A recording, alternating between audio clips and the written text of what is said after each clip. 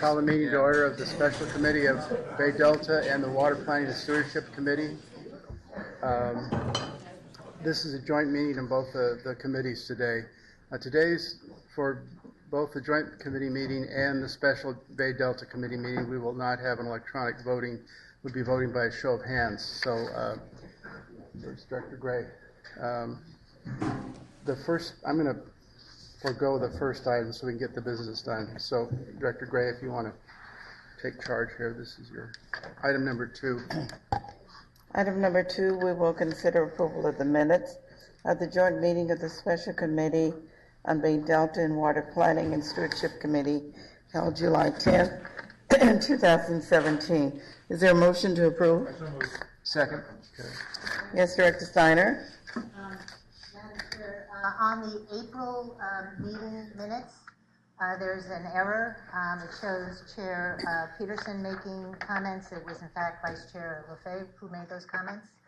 With that change, I hope whoever moved it will accept the change. All right, I hear yes to that, so we will make note of those changes. Any other comment or changes? All right, any other director? No? Okay, we will now vote.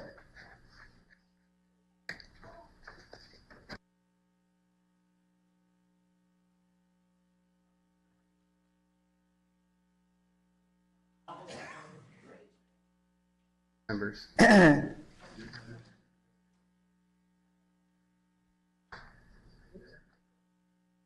With Secretary so noted, the minutes were approved.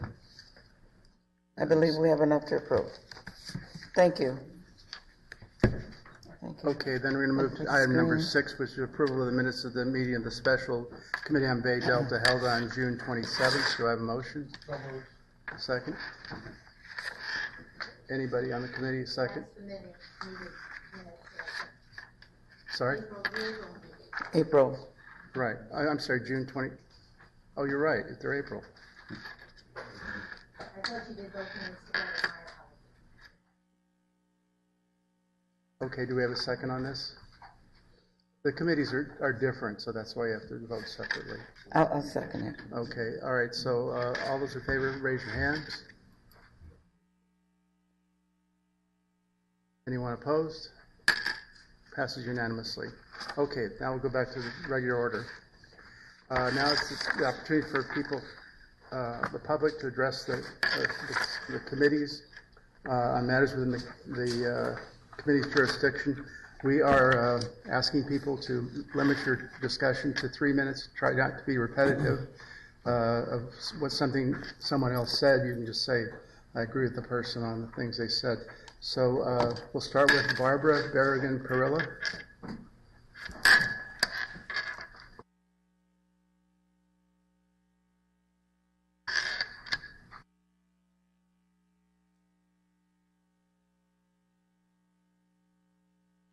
Excuse me a moment.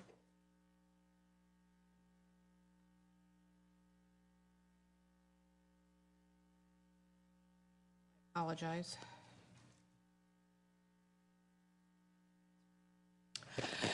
Good morning. I'm Barbara Berrigan-Perilla with Restore the Delta. I'm here today to make a couple of requests. One, as you're evaluating your second paper today and looking at the baseline for water deliveries, I think it's very important that you request of staff a full, detailed listed analysis of all scheduled and potential water sustainability projects for Southern California, with a detailed cost analysis and potential water yield, so that you can compare those numbers to what you will be presented as the costs for Cal Water Fix over the next month. The second piece of information I wanted to share with you is that last week I attended a meeting at the Westlands Water District with a Goldman Sachs presentation. And at the Goldman Sachs presentation, as they were looking at options for financing, their anticipated additional yield for water to make the project financeable is 1 million acre-feet of water. That's not a lot of water for 4 major water districts. Their baseline numbers, I think, pretty much match up with what I've seen looking through the white paper. We will be sending in this week more detailed comments on this second white paper regarding water yield. What was really interesting is that Goldman Sachs actually suggested that an option for water districts would be the potential to refinance loans to pay for the Delta tunnels, extending the debt out for 50 to 75 years. Considering that UCLA just let out a report that the Delta watershed is going to decline by 30% over the next 100 years, and USGS sees runoff for the Delta watershed declining by 38% over the next 40 years, there is a real potential for the Delta tunnels to become a stranded asset before this project is paid for. You have a responsibility to your ratepayers. Please look at the alternatives fully. Delay the vote. Vet all the data. There's no rush. If you find you still are going to be ready to do this a year from now, and you think that the numbers bear out, then that is going to be your option. But you're rushing a vote right now without having all the facts. Thank you. Angelina Jimenez, followed by Dr. Leah Garland.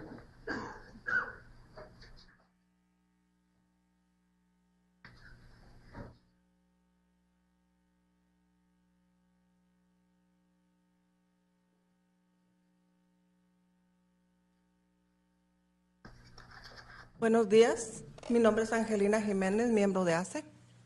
Good morning, my name is Angelina Jimenez, I'm a member of ACE. No les voy a quitar mucho tiempo, solamente les quiero decir que no estoy de acuerdo con el acueducto, porque a la larga yo voy a pagar más dinero por el agua. She's not going to take too much time. She just wants to go ahead and let you guys know that she's not in favor of the tunnels because in the long run, she'll end up paying more for water. A la larga, yo voy a tener que decidir o pagar el agua o comer. In the long run, she'll end up deciding whether to pay for water or to buy food and eat. Estoy en proceso de retiro. Me gustaría que pensaran en toda esa gente que no vamos a tener dinero para pagar el agua o para comer. Por favor, piénsenlo. She's on her way to retirement, and she just wants you to take into account the folks that will struggle in the future paying for water. Muchas gracias por su atención. Thank you for your attention. Thank you. Dr. Leah Garland, followed by Eduardo Mazur Reyes. Is that it? Yeah. Thank you. Very good.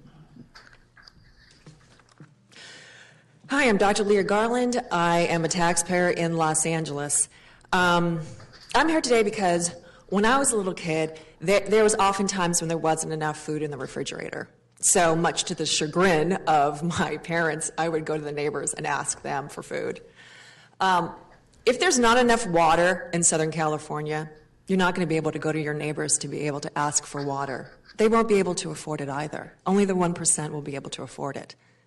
Obviously, with the Sierra caps diminishing, we can't rely on the importation of water continually. We have to protect our local water supplies. And if you spend that many billions of dollars on these tunnels, how are you going to pay for local water supply?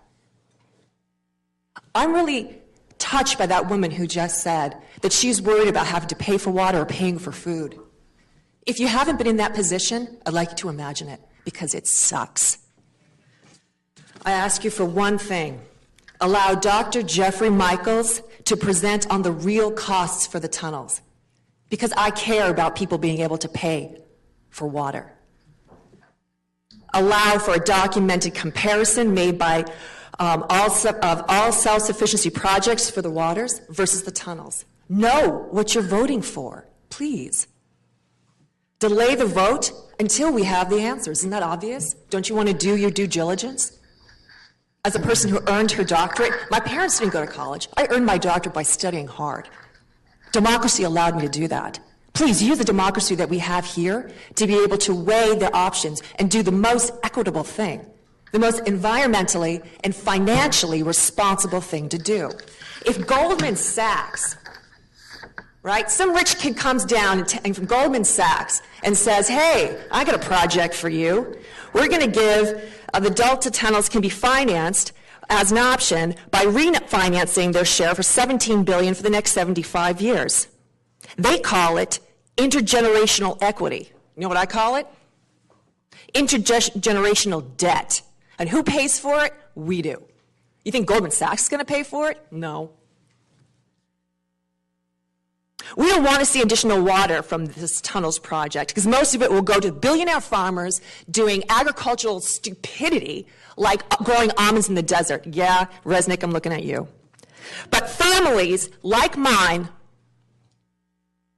will be paying and repaying for generations so that investors connected to Goldman Sachs can profit from California water.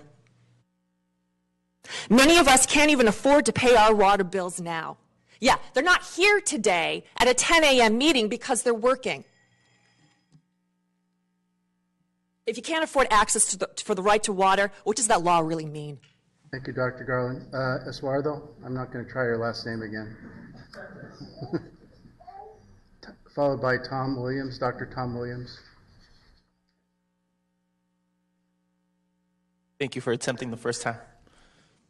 So my name is Eduardo Mazariegos. I am a resident in Los Angeles, concerned citizen. Number one, we need to rethink this project. It's not going to bring down it's not going to bring down any water. It's going to be all distributed to big corporate agriculture, meaning that whatever benefit that is produced from this project will stay with the 1%. Right now, we're at a place where we need to protect our natural resources and allocate them in a way that really does benefit the greater good. This project will harm the environment, or would harm a very precious space that we have here in California in the Sacramento Delta. I lived out there for 2 years, and I saw how important it is to protect this place and to understand anything that we build there will have impact for generations, not just in the next 10, 20 years, but we're talking about 100 years down the line. If we're rushing into this as Californians, then we're doing our state a disservice and we're doing our constituency a disservice. We need to really analyze and figure out what's the best options on the table and not rush to a judgment that would bring billions of dollars into the pockets of folks that don't even live in our state. Overall, I just want to make sure that California has a good plan to manage its water that doesn't include making the richest people in this country richer, and that includes folks like Angelina, who in the future will have to struggle to pay for food, like my family, which in the future will have to struggle to pay for basic necessities, that we have to increase how much money we pay for water. This overall, want to make sure that water stays a human right, that it isn't for just folks that are rich, folks that can afford. Water is a human right. Let's keep it that way. Let's make sure that the folks that need it the most have access to it. We can't afford this as California. There's entire cities and regions in our area that struggle to get fresh water every year. Not that far from here, if you go to Coachella, there's a farm workers community that doesn't have any fresh water. Why don't we try to figure out these issues? How to get water to the people that need it the most in our communities, instead of trying to figure out a way to make rich farmers even richer. Thank you. Thank you, Eduardo. Dr. Tom Williams, followed by Charles Wilson.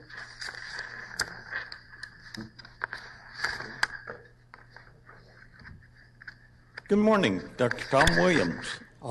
Retired from 30 years with URS and Parsons Corporation doing water. And I remember the other peripheral canal. I call this the peripheral tunnel. It's not much different. And we stopped it before, and we'll stop this one again. The basic element, oh, by the way, I've already testified to the state board in Sacramento. So you got a basic problem. You don't know what you're going to get. Pig in the poke, pipe in the ground. What's it going to cost? 40-foot diameter. That's twice the height of this. And in very, very soft ground. Connected to vertical shafts. Guess what happens when you have an earthquake? You're going to have separation at the shaft tunnel connections, and you're going to have to rebuild the whole bloody thing. If the levees can't take the seismic activity, how can the project? And sampling, engineering based upon 1 in a mile boreholes or 3 miles in the Delta? I've worked in the Delta. I got my PhD at UC Berkeley, and part of that included Benicia and the Delta. So it's a problem that you don't know what you're going to get. And the problem comes as to how much is it going to cost? Initially, to build the bloody thing, and by the way, I was in construction management for the LA Metro Rail Red Line Phase 1. And we had some problems, a lot, and they're going to have even more problems. So it's a question, you don't know what you're buying. You don't know, you shouldn't have much confidence in the risk assessment based upon 1 boring a mile or every 3 miles. And there's not adequate seismic analysis just based upon the earthquakes that the levees are going to collapse under and what that will do to the tunnels under those levees. I know why they want the water from the Sacramento River. I did a couple studies for the Sacramento Corps of Engineers, and you got a real problem. But it can be solved locally in LA County, Riverside County, San Bernardino County. Central Basin does a great job recharging the groundwater. I'm a groundwater man, so you got the ability to solve the problem locally and avoid the risk that comes with the tunnels. Thank you. Thank you, Dr. Williams. Charles Wilson, followed by Giselle Mata. Good morning, Mr. Chair and members of the Metropolitan Board. My name is Charles Wilson. I am privileged to serve as Executive Director and CEO of the Southern California Water Committee. Southern California Water Committee is a nonprofit, nonpartisan public education partnership dedicated to informing Southern Californians about water needs and our state's water resources. For those of you not familiar, we run from Kern County to the Mexican border and from the coast all the way to the state line. We represent business and industry, cities, counties, water agencies, ag interests, nonprofits, labor groups, all as the single largest coalition looking at this one issue in the state of California.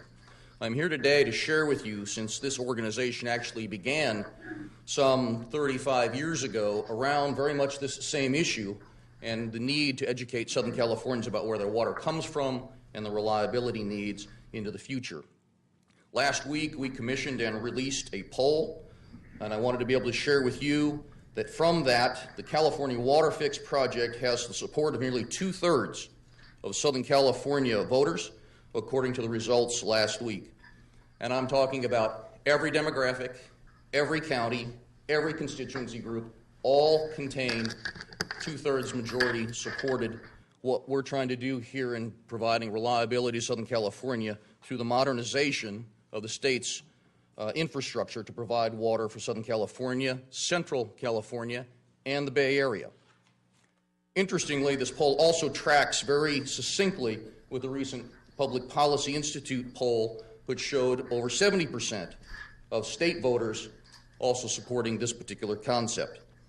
While I would like to say I am surprised, I am not, but I am wholeheartedly pleased at the poll results.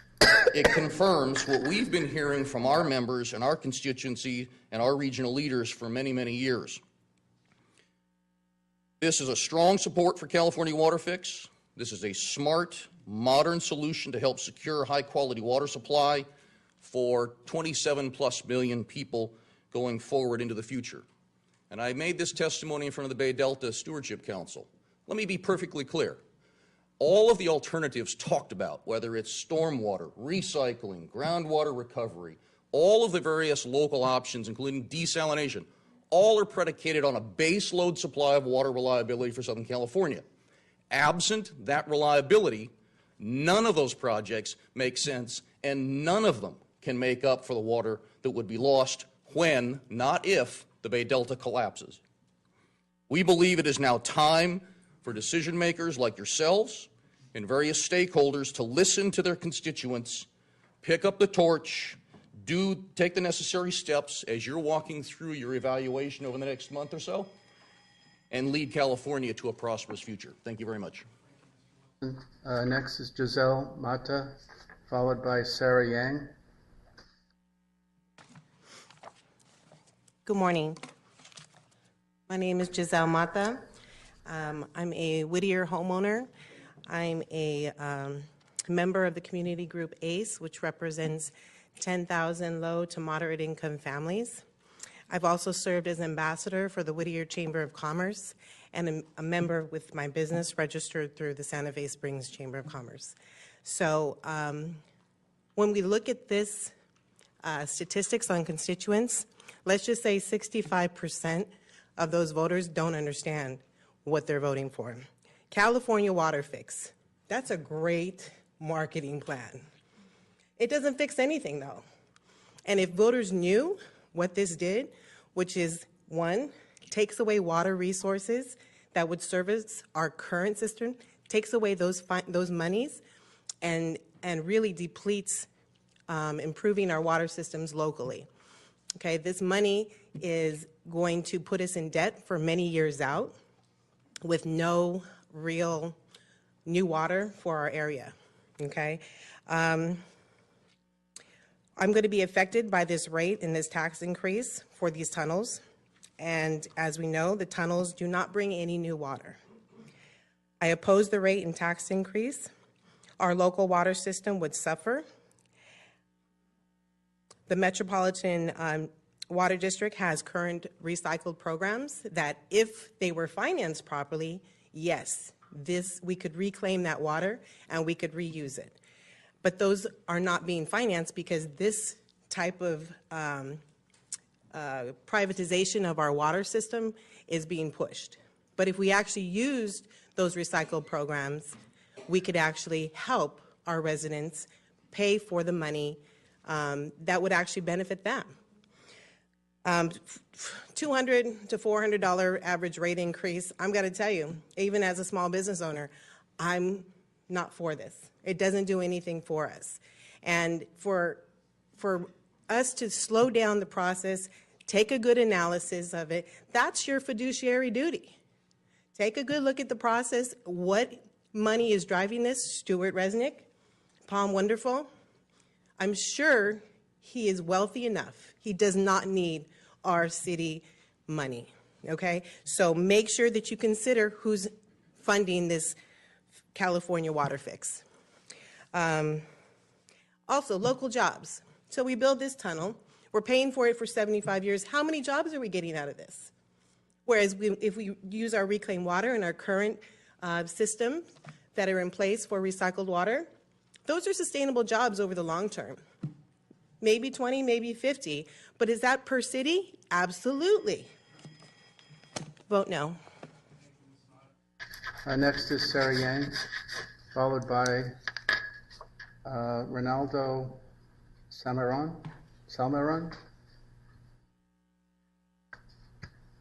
Hello, everyone. I'm just a humble resident from Long Beach, and I come before you today to give voice to my distress and misgivings about the proposed project known as the California Water Fix. During my attempt to fairly evaluate the merits of the project, I examined available documents and noticed a fatal flaw in the CalSim-2 modeling methodology in that it did not take into account the very recent findings that mountain areas, including mid-latitude regions, are warming much faster than the global average at a rate more on par with the Arctics. The shrinking area, volume, and duration of snow and ice, along with lower snow-to-rain ratios and seasonal shifts, suggest grave ramifications around the world that should not be ignored. The perils we face are daunting, and time is of the essence. The real question is not whether we have the ability to adapt, but whether we'll have the wisdom and the will to do it in time. The decisions made now will have lasting impact on our fate, so let's be especially circumspect, and let's act with the benefit of foresight. As leaders and decision makers, you set the tone. Water is our most vital resource, and we must begin to treat it as such. How can the public be expected to regard and use it in a manner consistent with its true precious value, and especially agree to rate hikes, if such attitudes are not reflected by water management policies? Please set an example by focusing on smarter, sustainable use of our existing supplies, like repairing our leaky infrastructure, plug up the holes, recapturing stormwater, replenishing groundwater, improving water recycling. Engage with the scientific community, which has been achieving some pretty exciting breakthroughs, such as using nanotechnology to harvest water from the air and advances in solar stills, and I could go on, but I thought I had a 2-minute limit, actually, to develop new supplies and innovative solutions. I personally would support a rate hike for these sort of purposes, but approval at this time of the expensive, outdated tunnels project seems pure folly. We must take stock of our priorities and put them in proper order. It's time for a new paradigm. Seize this opportunity to show the world the way. Let's join the vanguard in our existential struggle to thwart the looming catastrophe of our current trajectory. Thank you.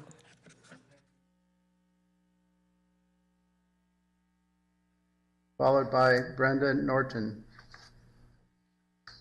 Orlando Salmeron, thank you for getting the chance to express our feelings over here. If anybody say that we new form of trying to get the water, is not reliable, I think that they live in the past. You guys over here, ladies and gentlemen, descended from Thomas Jefferson, Frederick Douglass, some other greatest that gave us this country over here, the one that passed the other countries around, never stopping little things, We always went trying to get innovate, trying to get, that's the way how we left the European behind. Don't stop over here, the new technologies, new thinkings in the new generation, that we have to give that chance, because those new generation that need that chance is your sons, your daughters, your grandsons or granddaughters. So it's time that you invest this great amount of money that you're going to invest in this, in trying to find new ways, like the lady before said over there. Other countries, Libya, some other countries that, they are under, development, that they say, they already found the way how we can use new technologies to extract the water from the ocean, extract the water from the atmosphere. The Chinese people, we invented the thing. Back in the 44, 43, we invented this chauffeur, bison chauffeur, was the first man who made the clouds come down, the raining come down from the clouds. We have that technology.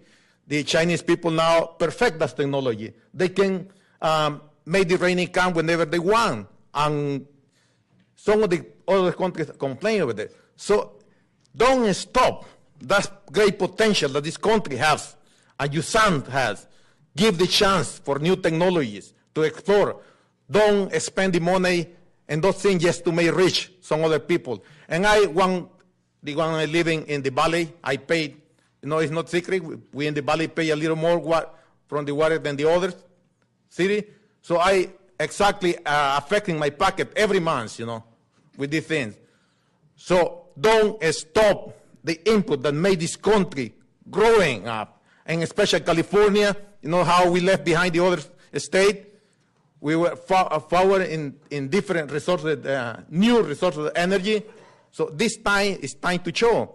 And you had to make that decision. You spend our money. It's our taxes money.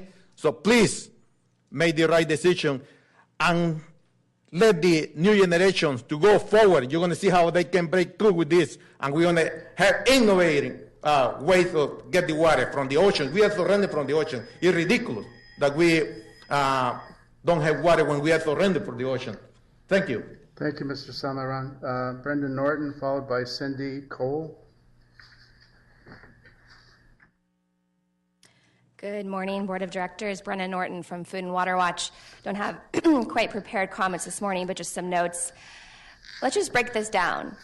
This is insane that the Metropolitan Water Board of Directors is considering a $17 billion plus infrastructure investment when you have no guarantees of any increased water or any increased benefit. Because that's what this is. Billions for ratepayers. You have no guarantees of a single drop of any more water or any reliability. 11 years of talking about this project. 11 years ago, they said you're going to get a lot of water, proven environmental and reliability benefits. They can't prove anything.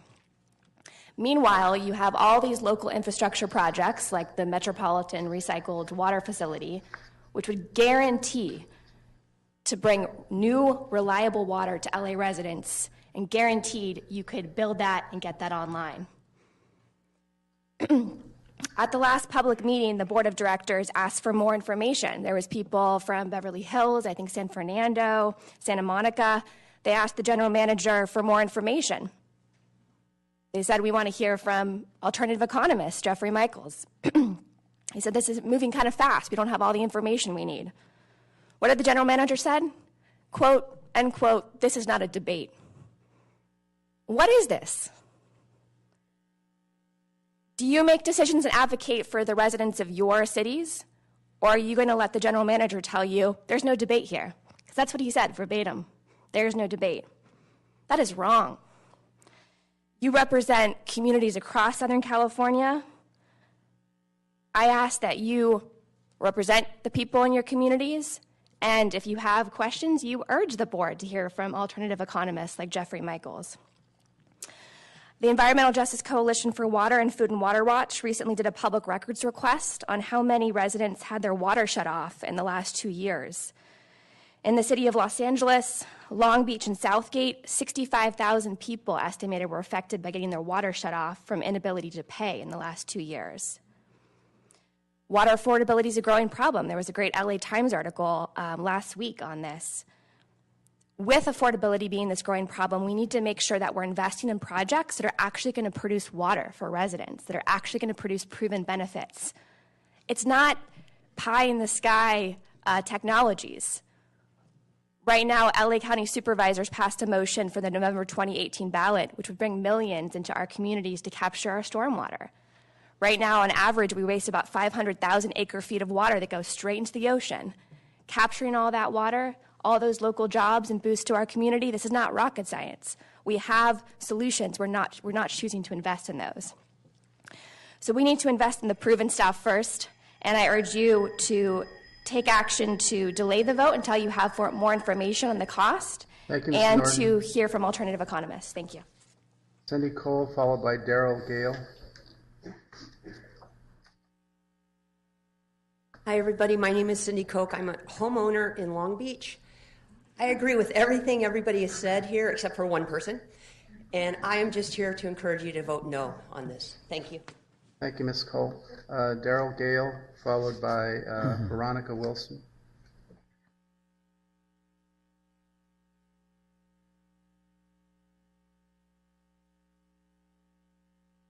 Good morning, Board. I'm a Los Angeles resident, and I live in an apartment. And I am just very concerned and confused about this expensive tunnel project. Why should the residents of Los Angeles City and County and the surrounding areas that are represented here, why should we pay extra for this extremely expensive and seemingly unnecessary Delta Tunnel project? This will not render us water or local jobs down here. Why aren't we promoting local, long-term, sustainable solutions? Some of them have already been mentioned, like what about rain barrels? Why doesn't every home have a few rain barrels? Why don't apartment buildings? I live in a big apartment building. Why don't we have 3 or 4 rain barrels? And like large, like big box stores with huge parking lots, why aren't there rain barrels there so we can capture the little bit of rain we get here in Southern California? And what about cleaning the water we already have? What about local jobs? There's so many pipes that need to be replaced. These could be done locally. We could be maintaining and monitoring our pipes, our aging infrastructure. This would give us jobs down here for our water. So I think we need a lot more study and a lot more research and a lot more opportunity for public comment about this Delta Water project. Thank you. Thank you, Ms. Gale. Veronica Wilson, followed by Ryan Booms.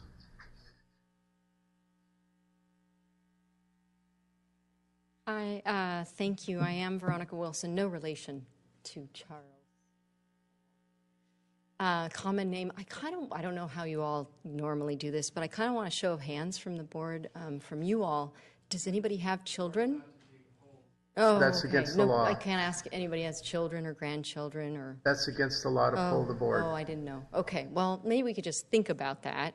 So I'm wondering if anybody up there has children. I don't, but I'm very concerned, mostly because of what I'm hearing from the public, and mostly because I think that just general people here are so concerned they've shown up. We're missing work. We're missing time that we have for other obligations to come here. I'm pretty sure it's not super common for us to do this. But I think things are really dire. So I'm urging the people on this board, who are people, you have human rights too, to think about what your human rights are and what ours are together. And one of those being water, others being things like jobs, work, a way to make your life useful and live in a way that probably is something that you feel you're contributing to your community. So if we have some solutions that I think some things like plugging up the pipes and plugging up the holes is a really good idea. We have people here that could make public comment, maybe give this a little bit more time, a lot more time, to understand from more of what we're asking, people that are experts who've done more deeply some research on the issues and the solutions, particularly local solutions. That might be helpful. Asking you to delay a vote. I'm also asking you to consider local solutions like have been mentioned, recycling, recapture, employment for communities that live here in California, and our relationship with communities across California. I think we need to be thinking about how to sustain those for the future. Thanks for listening. Thank you, Ms. Wilson. Ryan Booms, followed by Sheila Goldner. Good morning.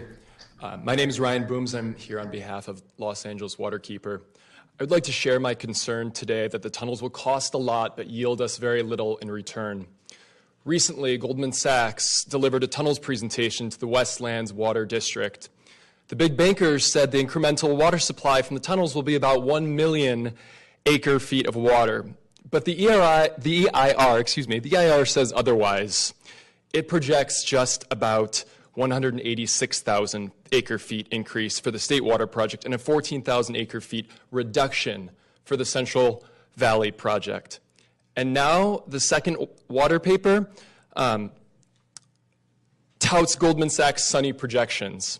Why is there such a disparity between the EIR and the second white paper? That's what I want to know. I'm concerned that ratepayers will have to pay a lot to get a little, and not just today's ratepayers, but generations of ratepayers to come. Let's instead invest in local water projects to reduce, reuse, recycle, and restore our water. Thank you. Thank you, Mr. Booms. Sheila Goldner, followed by Bruce Campbell.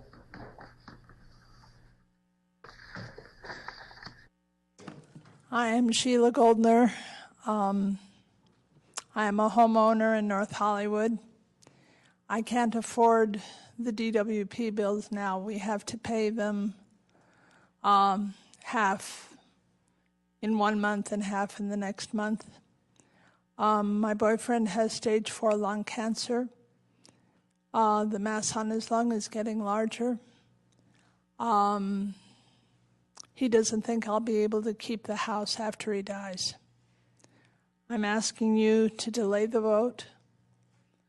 Actually, where we live, They are replacing water pipes on Lancashire Boulevard. It's been restricted to one lane in a couple of places. So delay the vote and let Dr. Jeffrey Michaels present testimony. And please don't raise the water rates. Thank you, Mrs. Goldner. Bruce Campbell, followed by, I'm sorry if I screwed this up, Bill Plajewski. Good day, board members. I'm Bruce Campbell from the Palms District of Los Angeles. I've been opposed to the peripheral canal delta tunnels since the early 1980s, yet it was just last year that I realized that the huge tunnels will be at a depth of 150 feet. The food chain is already in desperate shape in the Bay Delta ecosystem. This massive excavation construction operation will certainly finish off the delta smelt and will not be good for native salmon, amphibians, and many other species. Also, not even allowing a major chunk of the delta's water to even enter the delta will clearly have poor ecological outcomes. The agribiz boys of the western San Joaquin Valley and Silicon Valley are in the driver's seat on this project. Everyone else, especially urban Southern California ratepayers, are suckers subsidizing the 1%. The delta tunnels are a sinkhole in two ways. A financial sinkhole, I bet it will get to $70 billion, including financing. And putting tunnels at 150 feet is another kind of mucky sinkhole. As far as Mr. Wilson's poll, obviously people realize we need water, and like the bogus term water fix, which was likely used in the poll, so is clearly skewed. Was the likely rate increase quantified during the poll questions? Doubtful. Please vote for ecological and financial wisdom by rejecting the funding of this boondoggle. Thanks a lot. Thank you, Mr. Campbell. Bill, I apologize. I know I screwed it up. My name is Bill Przlecki from People Organized for Westside Renewal and the LA Human Right to Housing Collective. I've been told by a Polish friend that it's supposed to be Szybwuski, so good luck with that. I want to just relate a story about what happened earlier, a couple years ago during the drought.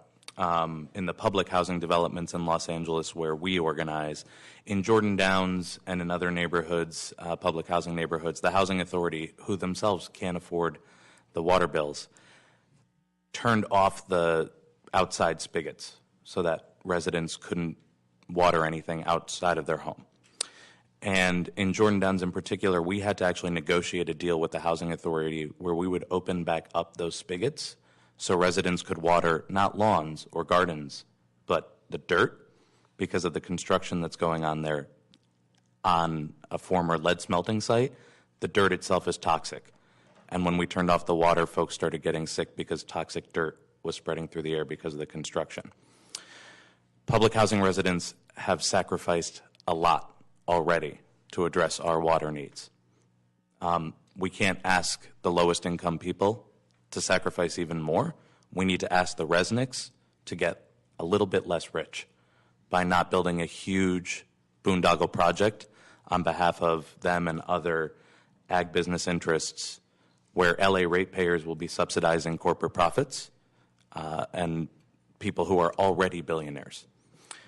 Also, those residents in the public housing developments need employment, and we can create a lot of jobs by investing in projects like cleaning up the water underneath Jordan Downs.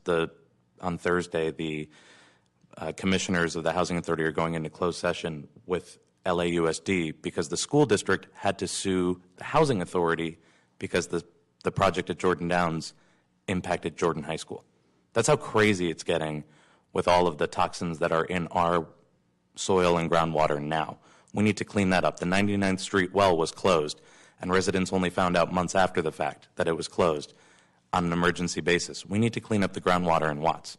We need to clean up the San Fernando plume. Our residents in Pacoima are watching every year as that thing gets closer to the Hanson Dam, and they're ready to do the job, but we can never find the resources to invest in our local water needs.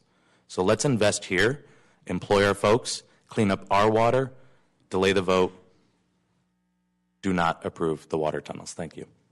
Thank you, Bill. Okay, this is the end of our list. Does anyone else wish to speak with us? Okay, thank you.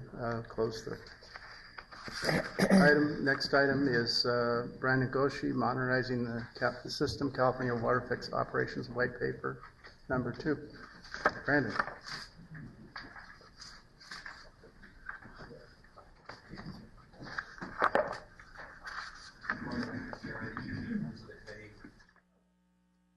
This is item 3A for today's committee meeting, Modernizing the System, California Water Fix Operations. Just as a review of the process that we're going through now with regard to the California Water Fix, this is the second of 3 white paper presentations that are being done at this joint committee meeting on 3 different aspects of the California Water Fix. It'll be followed by a board workshop for clarification and questions and discussion, and followed by a board action after that discussion has taken place. The 3 white papers are structured into 3 different areas concerning the water fix. First was infrastructure, which you received 2 weeks ago, with regard to what the project looks like, how it's built, whether it's constructible, and what the risks of that construction are. Today's presentation is on operations, and maybe more specifically, the regulations and environmental restrictions that govern the operations of the State Water Project and Central Valley Project, and how this project or this California Water Fix will operate within that world. The third paper, which is forthcoming, will be on finance and cost allocation to the participating agencies that would participate in this project. So with regard to that, the focus of today is on the operations white paper. And I'd like to circle that into really 4 questions to frame the discussion and presentation for today. So first question is, how do regulations in the Delta affect current project operations? It's important to see how those operations affect the current system in order to understand what benefits the water fix will bring. Second question, how does California Water Fix operate under those current and future regulations that are projected to govern Delta operations? Third, what then would the benefits and uncertainties surrounding the California Water Fix operations and outcomes, what would those be? And then fourth, how does the California Water Fix consider Delta communities and the environment? So I'll start with, how do regulations affect current project operations? So the current State Water Project and Central Valley Project facilities for diversion and export of water from the Delta are essentially a single point of diversion. I say essentially because both of the pumps and diversion facilities are located in the South Delta region. There's regulations that govern the water operations for the projects today, and those regulations today are basically footed in the State Water Resources Control Board Water Rights Decision D-1641, which governs beneficial uses and water quality within the Delta region, and the 2008 and 2009 biological opinions that are Endangered Species Act biological opinions there to protect the fisheries, endangered fisheries within the Delta. So these project operations were most familiar over the last decade with a concept called Old and Middle River reverse flows. Okay? And the concept here with this regulation is to control the amount of water that is pulled toward the single point of diversion pumps from the State Water Project and Central Valley Project facilities in the South Delta. But there are other classes of regulations that also govern the operations of the existing system. So some of these are habitat protection outflows. You'll hear words like X2, which is outflow to control salinity, and salinity as it intrudes into the Delta.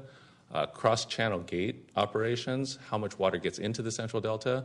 Export inflow ratios, which balance the amount of water that can be exported from the current project based on the amount of water that's flowing into the Delta from its rivers and tributaries. And then over on the right is it looks like the opposite, but it's really governing San Joaquin inflows. So the San Joaquin inflow amount can also govern and regulate the amount of water that can be exported. So these are the kind of classifications that come under the D-1641 and 2008, 2009 biological opinions. With regard to the South Delta diversions, there's really these three classifications that the California Water Fix and the dual conveyance system that it brings really address, and that's the Old and Middle River reverse flows, the inflow-export ratio from the San Joaquin, and the cross-channel gate operations. The regulatory approaches for protecting water quality in the fisheries has reduced the flexibility of the existing project with its southern pumps to effectively export water. So the current project is restricted for most parts of the year, basically for these three species, salmon, delta smelt, and longfin smelt. You can see that there's a 3-month window in there where there's no restrictions on the pumping except for the capacity, et cetera. What this has done over time is a building of regulations that have impacted the projects over time. And so what this graphic shows is the export capability that was estimated for operating conditions and regulations starting from back in the 1980s when there were essentially no regulations to pumping. So you can see the amount of water export capability was roughly 8 million acre-feet for both projects at that time. Then you see the introduction of some of these regulations, the National Marine Fisheries Service 1991 biological opinion that started to address smelt and salmon. This reduced the export capability by imposing those regulations and affecting the southern diversions. The CVPIA in 1992 and then the 1994 Bay Delta Accord, which essentially became the rules and regulations under decision D1641, came in that time frame. Reduced flows or flow requirements on the Trinity River and the San Joaquin River pose further challenges to export capability. And then in 2008 and 2009, the smelt and salmon biological opinions reduced that even further. So this graphic basically shows that the regulations over time have challenged the projects and will likely continue to challenge the projects on a going forward basis. And that's one of the unknowns of the future and one of the things that California Water Fix may help address.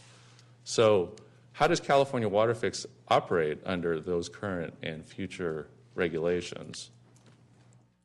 Well, what California Water Fix does is add a dual conveyance system with a flexible intake system that maintains the South Delta diversions and adds North Delta diversions along the Sacramento River, right? That's joined to the export facilities by the twin tunnels. And it brings enhanced operational flexibility. So in the infrastructure presentation and white paper, you heard about the facilities of the intake structures themselves and the screens and the construction of that. And that modern intake structure allows fish to bypass without taking those fish, those endangered species, and impacting that. That point of diversion then allows for water diversions without impacts to the fisheries, whereas southern diversions only would continue to impact that. The capacity and the location of the northern diversions also help provide flexibility to divert excess flood flows and reduce fishery impacts during low flow periods. And so the ability, again, to have north and south is important. What that does for the South Delta is reduce the reliance upon the South Delta pumps and then allows for reduced reverse flows in the river, less water being pulled towards the pumps, and that's an area of primary concern with the current regulations. That results in less fish salvage at the pumps and thus more protection for those endangered species that would be impacted. The California Water Fix would also come with future regulations, things that would be done to additionally protect water quality and species. So in the North Delta, some of these regulations would be for this intake structure. Diversions would be limited during fish migration and low river flows.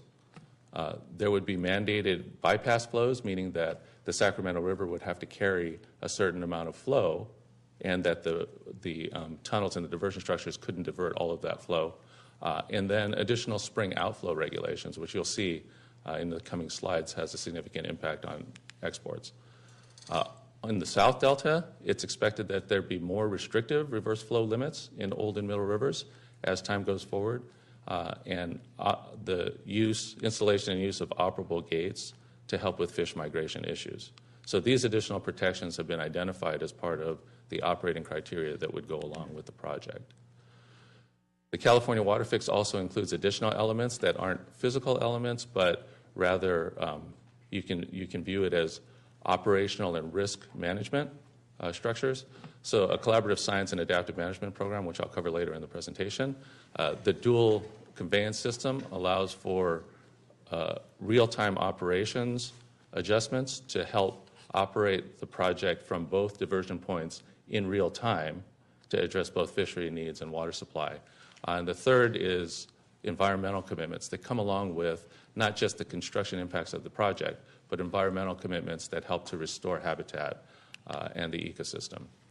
So given that, what are the benefits and uncertainties surrounding California Water Fix? And I'm going to start this part of the presentation by saying that in 2007, your board established criteria or benchmarks under which we would examine or compare whether a proposed project like California Water Fix met the goals of what we were trying to accomplish with regard to the Delta supplies. And so here are the benchmarks: provide water supply reliability, improve water quality, allow flexible operations in a dynamic fishery environment, reduce the risk of climate change, reduce the seismic risk to that supply, and enhance ecosystem habitat throughout the Delta. And so now I'll go through these and give examples and show, according to that criteria, where this project sits and what the benefits are.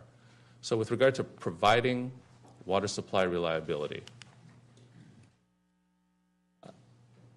this is actually a complex issue. What is water supply reliability? You've heard and read that the project doesn't do anything in terms of water supply, and I think a lot of that has to do with what does the operating conditions of the Delta look like in the future versus today. And to do that, we have to know what the operating conditions are going to be in the future, or at least know a range of that.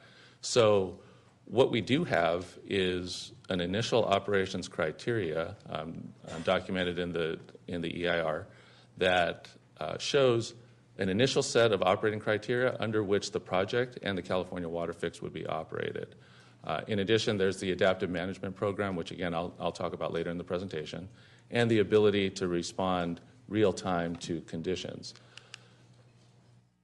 This is where it gets a little bit complex, but then leads into this range of numbers that I'll show you with regard to what we feel the project can do. And I think the important takeaway out of what I'm about to show you is that the regulations were looked at through an extensive modeling process to see how sensitive or what the response of the project, both with and without the new facilities, would be under a range of regulations. Because we know in the future, we don't know exactly what the regulations will be, but we feel that there's a good handle on the range of regulations and how they may be implemented. Okay? So the EIR itself has an evaluation of the proposed project under the initial operating criteria or regulations that the project would be operated under. Think of this as a continuum now in terms of analysis. As Delta outflow requirements increase, water project diversions and reliability should decrease, right? There's more water being dedicated to outflow uses. So the EIR process in the draft EIR and the recirculated EIR looked at a range of flow requirements around the initial operating criteria. And so through these two modeling runs, which here are called 4AH3 and 4AH4, very technical, they're just model runs that show the sensitivity of the proposed project to different outflow requirements within the Delta. So lower outflow requirements, higher outflow requirements.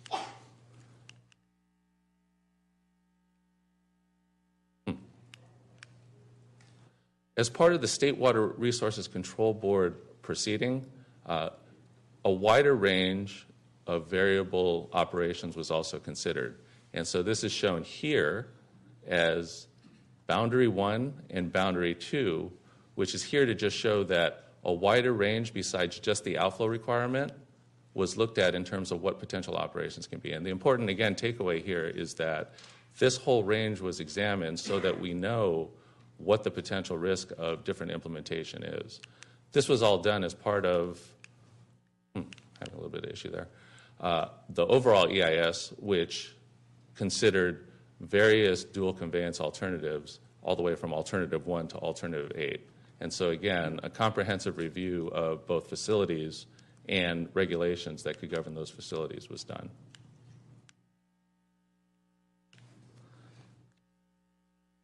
So with those modeling runs, we can make an estimate of what the reliability or additional water supplies associated with the project are.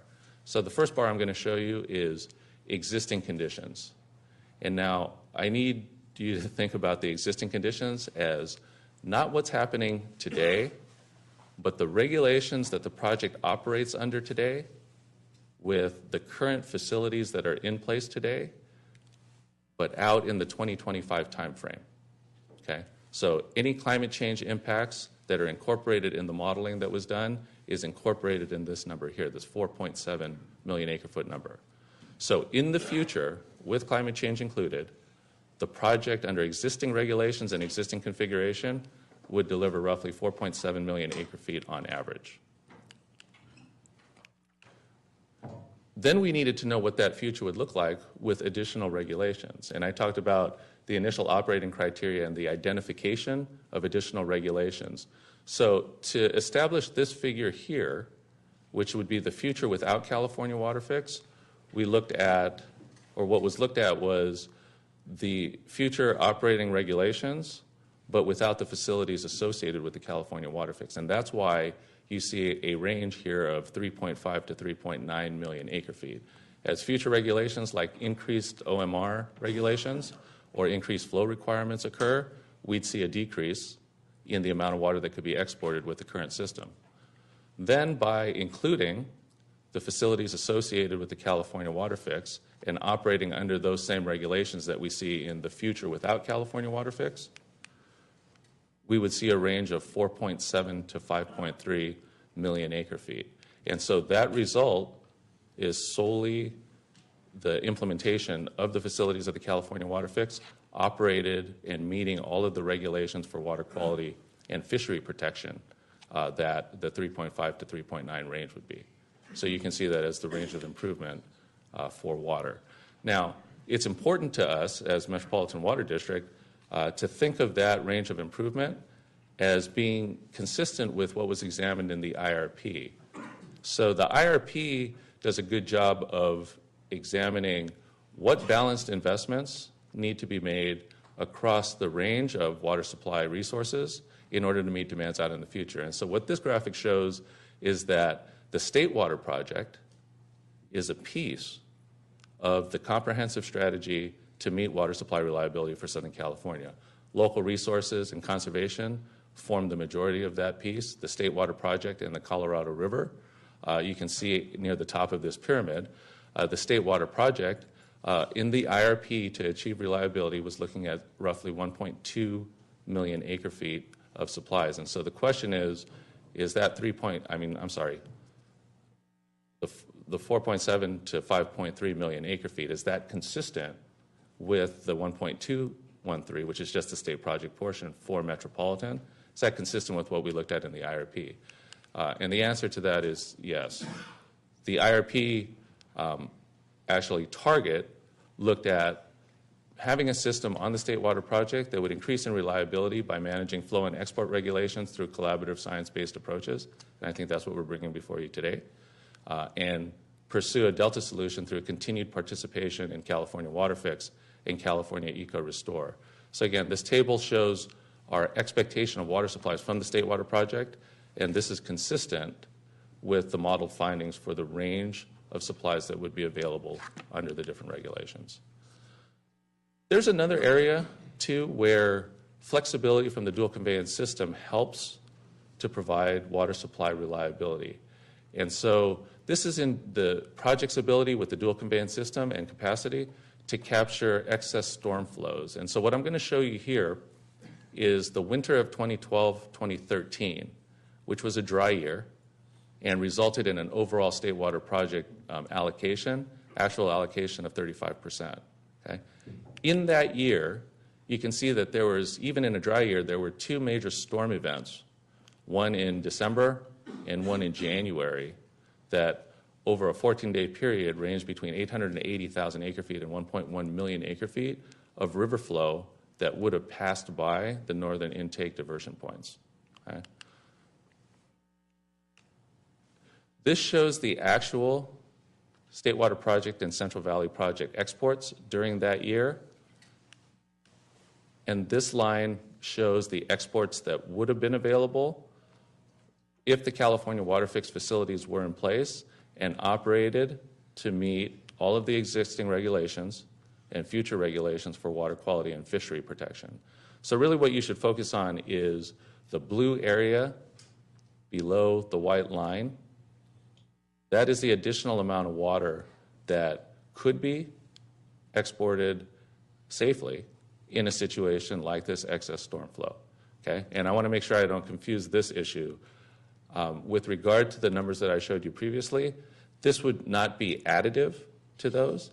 This merely shows that this is how the increase in reliability of water supplies happens by having the existing capacities increased and the flexibility of the system, but also may be able to provide additional flexibility and potentially exports during those types of storm events, which will continue to happen out into the future.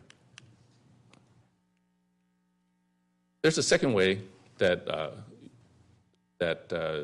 water supply reliability can be increased through this project, and that is through water transfer capability.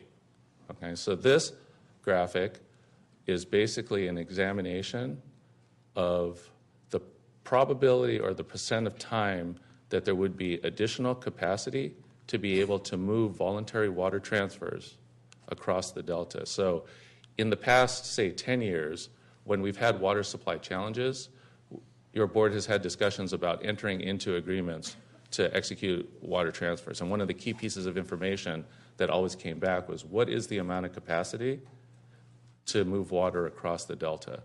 And in a lot of those cases, that amount of capacity was challenged under the current system. This analysis shows that in drier years, you can see increases, large increases, as there's more capacity available to move north of delta to south of delta transfers. That decreases, of course, in the wetter years, but on average, you can also see that somewhere between,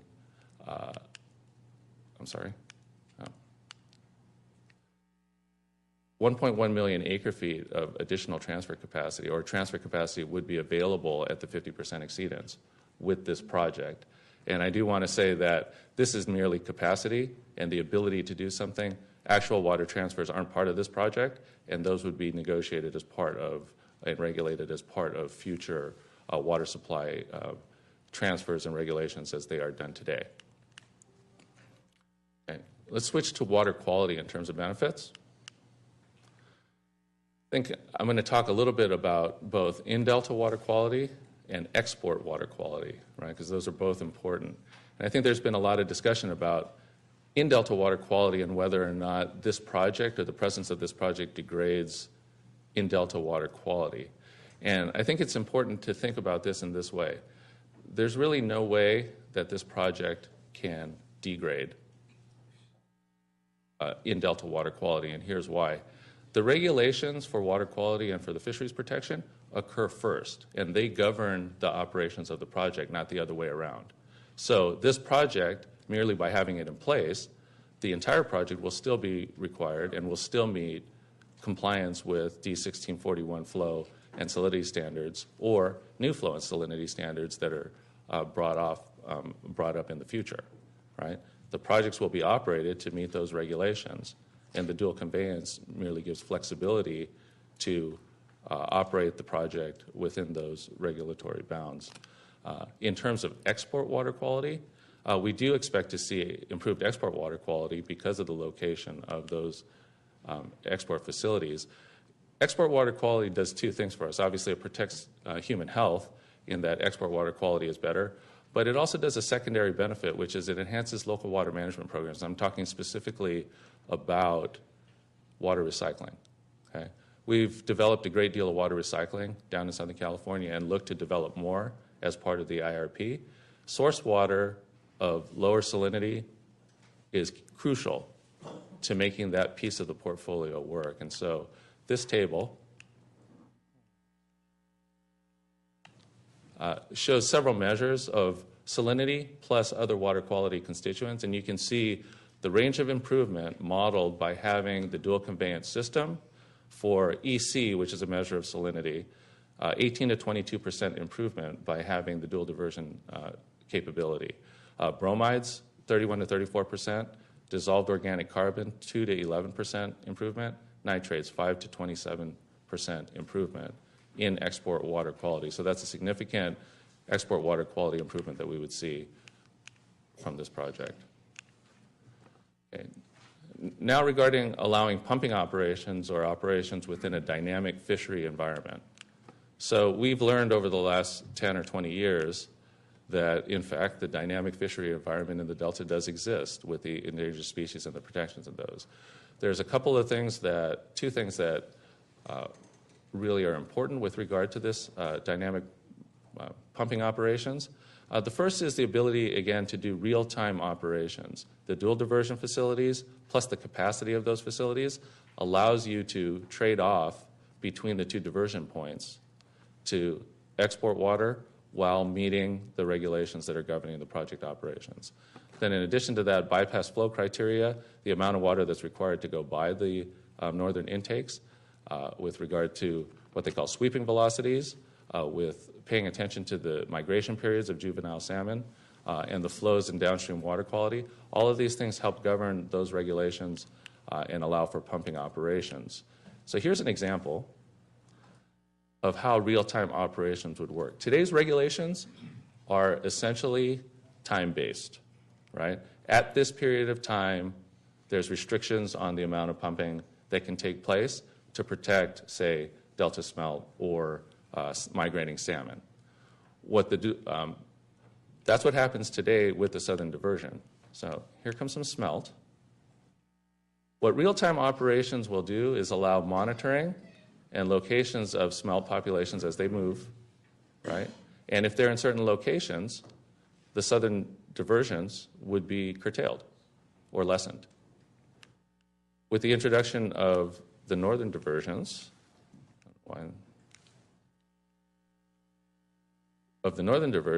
this means that project operations can still continue away from the smelt and allow for protection of the fishery while still maintaining some operations. Same thing would happen with regard to migrating salmon. If the migrating salmon are in the Sacramento River near the northern diversions can be curtailed, while the southern diversions can pick up the operations and make for resilient real-time operations in response to those environmental conditions. This next slide basically shows what we mean by North Delta bypass criteria and why it protects flows, water quality, and fish. Remember, water that goes by the northern diversion points of the California water fix as opposed to being diverted by has all of these benefits of protecting flows, water quality, and the fisheries in Delta. So there's a great deal of concern about the amount that these tunnels would divert out of the Sacramento River flow. And so I want to show you a series of total Sacramento River flows and the amount of bypass that would have to take place and the amount of then allowable diversions out of the 9,000 CFS facilities on the Sacramento River. So first cut through here, if the river's flowing at 5,000 CFS, no diversions are allowed, okay? So there would not be any diversions from the northern diversion points with a 5,000 CFS Sacramento River.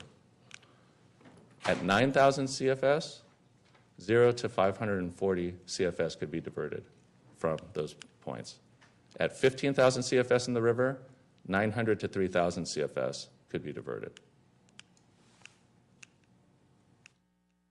At 20,000 CFS of river flow, 1,600 to 7,000 CFS could be diverted.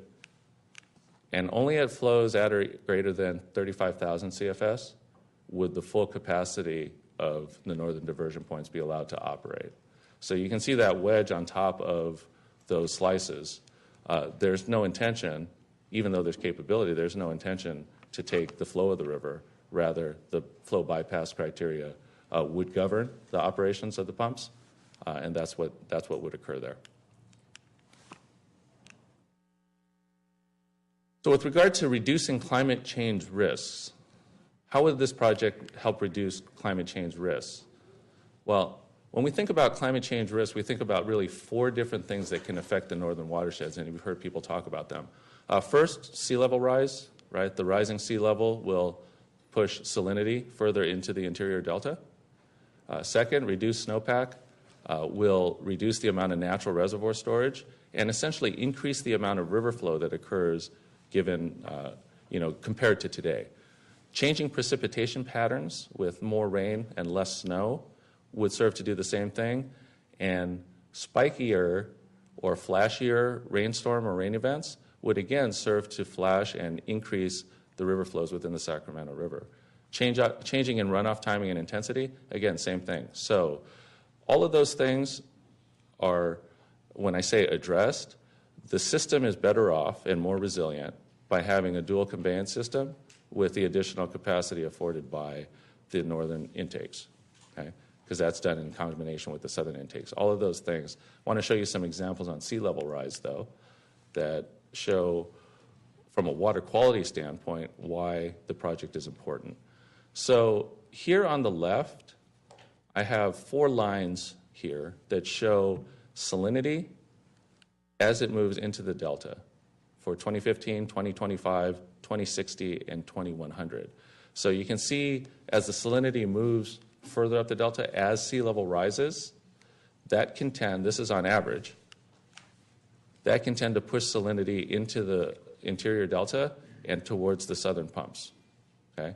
So as sea level rise occurs, the export water quality and interior water quality would be challenged by that increased salinity. This would be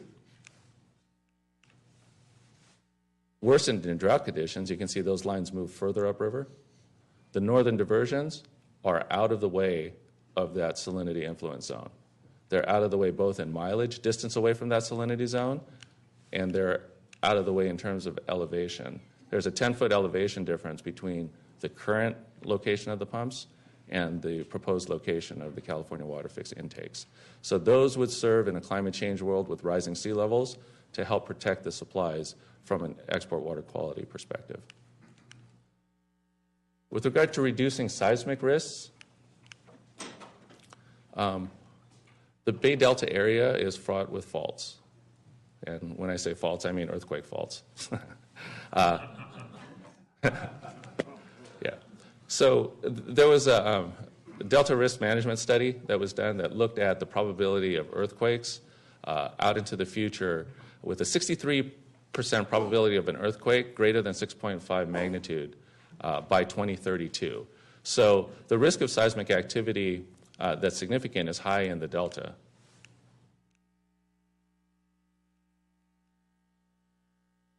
And the California Water Fix would help reduce the seismic risk.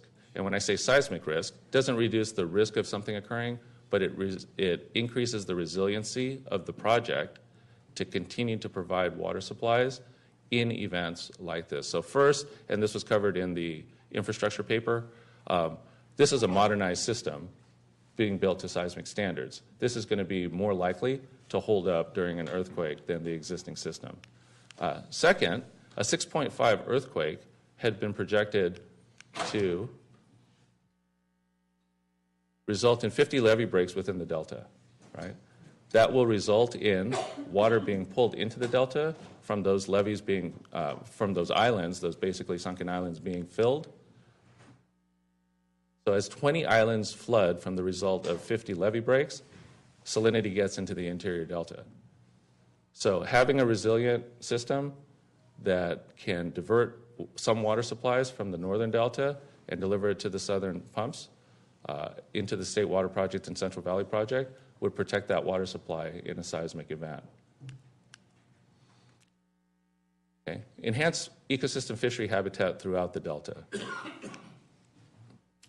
So there's a couple of different areas here that the California water fix helps to enhance the fishery habitat throughout the delta. The first one is in improved flow patterns. I mean, one of the, again, primary concerns is that reverse flow, old and middle river flows that occur from the current system and its southern diversion points, right? Those projects or those pumps also increase the risk of fish entrainment and salvage because of the way they're built and their location, right? So those two things would be improved by having the northern diversion points and the dual conveyance system. But the California water fix also comes along with physical habitat actions that help to address some of the ecosystem restoration and habitat concerns within the delta. Now, I want to start by saying that what I'm going to show you here are all environmental commitments that are in addition to the construction mitigation that would take place for mitigating the construction aspects of building the California water fix. Okay? So within the EIR, those are described as the mitigation, footprint mitigation. These are additional actions that come along with the implementation of the California water fix. And so this table shows physical habitat actions where, for protection purposes, you see valley and foothill riparian habitat, grassland, vernal pool, and alkali seasonal wetland complex grass and cultivated lands. This is acreage that's being part of the ecosystem restoration that's being done, again, in addition to the mitigation efforts that are associated with construction. In terms of restoration, you see the different categories: tidal, channel margin, riparian, grassland, vernal pool, non-tidal marsh. Significant amount of ecosystem restoration that comes along with the implementation of this project and the future operations of this project. This does also go to help protect us against the risk of future regulation as species recover, as their habitats are better. The protection of those from flow-related reasons presumably can become lessened. In addition to this, the biological opinions that were recently issued also allocate over 1,000 acres of additional ecosystem restoration in addition to what's here. And both of those areas are also in addition to the state's commitments to restore critical habitat in the Bay Delta region. So the first area of state commitment is California Eco Restore, right, the companion piece to the California water fix. California Eco Restore would include 30,000 acres of habitat restoration. And again, that's not the same habitat that I just talked about with those, right? The second piece of state commitments is the Sacramento Valley Salmon Resiliency Strategy and the Delta Smelt Resiliency Strategy. These are mitigation and habitat efforts to specifically target those species for improved ecosystem health. And so again, there's really those four pieces, which is the footprint construction mitigation, the environmental commitments that are from the California water fix and from the BIOP operations, and then the significant state commitments, which Metropolitan is strongly in support of also. How does California water fix consider Delta communities and the environment? Well, in addition to that ecosystem restoration as part of the environment, and this was reviewed during the infrastructure paper as well, the current configuration of the California water fix has been reconfigured from a larger size project, and if you go further back, from a project that had a very large footprint when it was a above ground system to what it is today. Some of these reconfigurations for the current project are listed here: reduce visual impacts, increase use of state-owned property, no pumping plant facilities at the new intakes, rather it's being fed through the intermediate forebay, eliminates the site, the visuals of power lines and reduced power requirements by moving those facilities, and eliminated facilities on Staten Island that now helps protect wildlife habitat and bird watching activities. So these are all interior delta actions or interior delta impacts that were lessened by the new configuration. So the California water fix currently at 9,000 CFS is sized to protect that delta environment. And again, to reiterate, the operations of the dual conveyance system is designed to protect and maintain in delta agricultural and municipal water quality.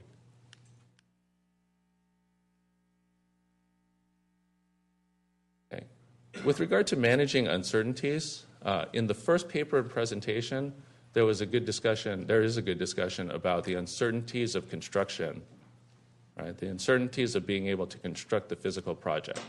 What I'm talking about here is managing the uncertainties of the water supply benefits and the water quality benefits and the ecosystem benefits that I showed you. What about those uncertainties and how do they affect the future project? Well, the project itself, and I've tried to explain this, that the dual conveyance system is actually one of the risk mitigation strategies. The system itself, by adding that dual conveyance system, is one of the risk mitigation strategies to future regulation with regard to the current project. But probably the second piece that I'd want to highlight the most here is the adaptive management program that goes along with the implementation of the future regulations. So there is an agreement to have an interagency implementation and coordination group, known as the IICG, right? And basically what this group is, it's an agreed upon process that is responsible for coordinating and implementing the adaptive management program. The adaptive management program is how those initial operating criteria and future operating regulations to protect the fisheries will be evaluated and implemented in the future, okay? So the 5 agencies responsible for implementing these regulations are part of this adaptive management program and approach. That's DWR, Reclamation, U.S. Fish and Wildlife Service, National Marine Fisheries Service, and California Department of Fish and Wildlife. And in addition, there's 1 seat available for each of the state water contractors. Not each of the state water contractors, let me be clear. 1 seat for the state water contractors, 1 seat for Central Valley Project contractors. So this group will help to inform the future implementation decisions that can be made and the evaluation of the effectiveness of the initial operating criteria or future regulations. This is the center hub of where those discussions can take place. The broad purposes of the adaptive management program include a collaborative science program, and that's really important because nobody knows for sure what the future holds in terms of how these regulations are going to effectively or not effectively protect the fisheries that they purport to protect.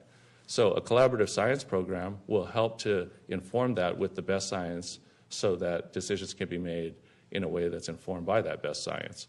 It would guide development and implementation of scientific investigations and monitoring and result in developing more effective management actions and implementation of future criteria.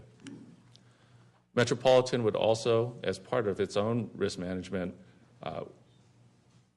would have its own independent science efforts. And when I say would have, I should say will continue to have. Will continue to have the independent science efforts that it has contributed to the state of the science in the Bay Delta.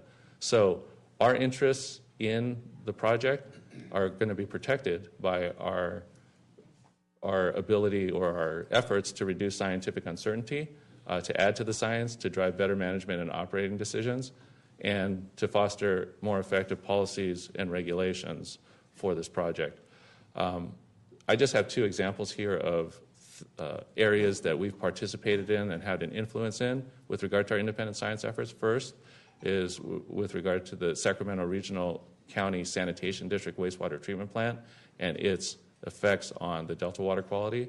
And then second would be the turbidity monitoring and forecasting that relates the location of smelt to turbidity within the Delta to help with how the projects are operated today under the current regulations. Having the California water fix makes something like that more effective because of the flexibility of multi-locations and capacity. So in summary, for the operations piece of the California water fix, I say that the California water fix provides modernization and, more importantly, flexibility to better operate under uncertain but future conditions that the projects will have to operate under. The California water fix clearly meets the board-adopted criteria that it set in 2007 for looking at a project. It enhances environmental commitments and addresses issues within the Delta communities. And I want to close with the adaptive management program again.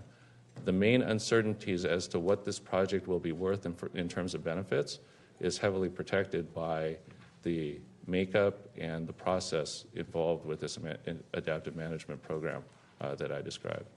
With that, that concludes my presentation. I'll be happy to take questions. Thank you, Brandon. Are there any questions? Go ahead.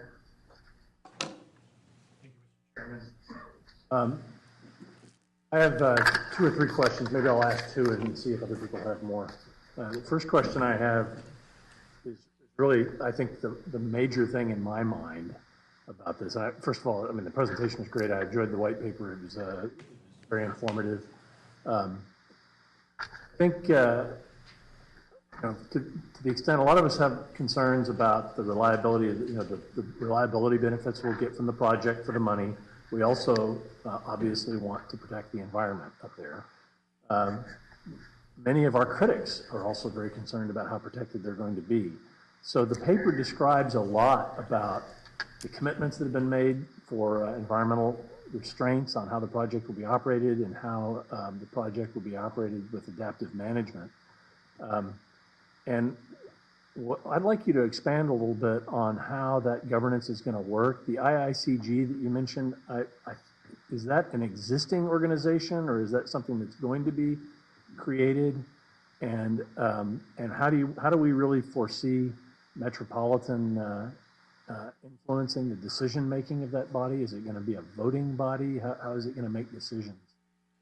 I'll answer on the top level, which is it's agreed to, but not implemented yet. The representation from those 5 agencies plus the 2 contractor seats would be the method of representation within that. And then with regard to the decision-making process, I would defer to Roger, if you would. Thank you. Yes, there are, there's a pretty well-developed collaborative science program that has taken flight here in the last 2 or 3 years. This is essentially providing a little bit more structure to that.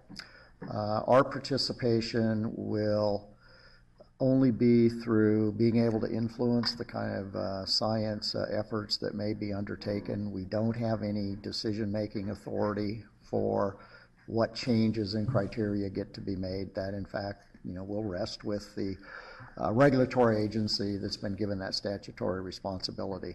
But what we're seeing through collaborative science is as you get the parties together and you're willing to test different hypotheses, whether they work for or against your interest, you're getting informed and you're being able to narrow the field of uncertainty. And that's really what adaptive management is. It's taking action in a very structured way in the face of uncertainty. And so this was a more sophisticated way of looking at collaborative science and decision making than what we have now, although we have a lot of the parts out there on the ground now as a result of the previous conflicts that we've had. So just make sure I understand then, the IICG is a group that will advise regulatory agencies with regard to scientific research. The regulatory agencies will continue to have all of their authority to impose restrictions. Project's actual operation will be by Actual operation will be by DWR and the Bureau of Reclamation, and this will be advising on science and recommending any changes to criteria, but the decision will rest with the appropriate agency. Director Wunderlich? Well, Brandon, first, excellent presentation. Really, thank you for that. So I have a few questions to clarify things for me a little bit, and also maybe for the audience, if the audience and the public via the web is listening. One of the criticisms you hear of the project is that some people say, that it's resulting in no additional water supply. Is that because when people reach that conclusion, what they're doing is comparing existing conditions with water that will be available if the tunnels were to be in effect, that what they're not doing is comparing water with the tunnels versus water without the tunnels, In other words, that the available water would decrease if we were not to do anything. In one of your slides, you showed, I believe, that the lower end of the project with the tunnels is about the same as existing conditions, but that actually is an increase, a significant increase above where it would be if we did not have the tunnels. Is that the origin of that criticism? Yes, and I think one way to think about that is that in comparing those two bars, keep in mind that those two bars, the system is being operated to a consistent set of future regulations. Right. So those future regulations would be impacting the current project without the California water fix associated with it. And so the increase that you see is due solely to the ability of the California water fix to address the issues reliability-wise that arise from those regulations. And so in my mind, that certainly is compelling, that it's not a proper comparison to compare the project to what would be existing. You really should do two comparisons in the future of with the tunnels and without the tunnels. And of course, that comparison is a key one because that also feeds into the economics of the project. People who talk about this being expensive water would be, of course, it's the dollars of the project divided by the additional amount of water that you would get. And so if you're not allowing for a reasonable comparison to get at the additional water from the project, you're concluding that the project is more expensive than it really is for the water that you get. Another criticism that you hear is that especially with climate change and with declining snowpack, why are we building these tunnels? Again, in my mind,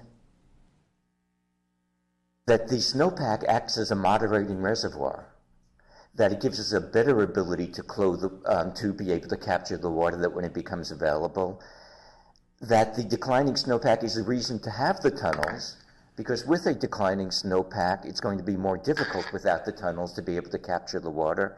And so the declining snowpack is a reason for having the tunnels, not a reason for not having the tunnels. I mean, is that also true? That is correct. And then the last one, you showed that graphic of the additional water that was captured during storm events.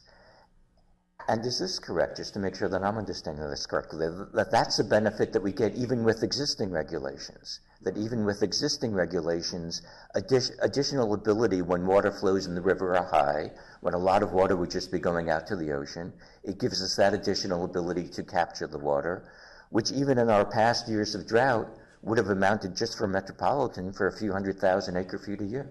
Yes. Yeah. That's correct. Okay. And I hope that the public appreciates all that point when they hear the give and take about these tunnels projects. So, thank you. Director Steiner. Thank you, Mr. Chairman. I do have a couple of questions. On the risks, when you talk about additional regulatory, are you also talking about the issue of needing the permits?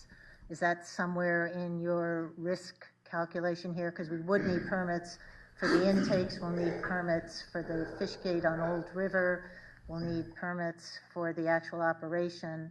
So are you including that in the term regulatory, or is that separate? That's separate. So what I'm talking about, given those permits and given the regulations that would be in place, the risk of having regulations imposed that you could be permitted for operations but not that would affect the benefits that I showed you, that's the risk that I'm talking about. And the approach, again, would be to have a seat at the table to look at the adaptive management to respond to those risks. But getting the permits certainly is a present-day risk we have for going forward, right? Yeah, yes. Then on your chart that appears on page 12, you have the comparison of the water without the additional investments and then with the California water fix. And in looking at that chart, there appears to be this drop to the 837,000 acre-feet, which is referenced here and as well as in the paper, from the 1.2 million in 2020. But there's also a drop with the California water fix. And the difference in that drop looks like we have 147,000 acre-feet drop versus 75,000 acre-feet drop. So is that the number that you're using to build that 4.7 pyramid that you're using on slide 20? You have the slide with the 4.7 to 5.3 with the California fix. Is that coming from these numbers that appear on page 21?